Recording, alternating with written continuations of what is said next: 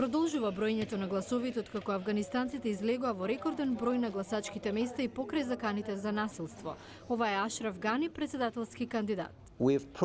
Докажавме дека сме за гласање, а не за пукање. Афганистанската јавност ја почитува демократијата, верува во неа и има волја да ја примени. Спорадични жалби заради нерегуларности не ја поколебаа вербата во демократијата. Председателскиот кандидат Абдула Абдула Ги регистриравме поплаките, ги процесиравме и ги упативме на надлежна независна комисија каде ќе бидат решени. Со над 12 години афганистанската војна е најдолга за Америка. Председателот Обама вети дека ќе ја заврши во исто време, зачувувајќи ги придобивките од неа за државата.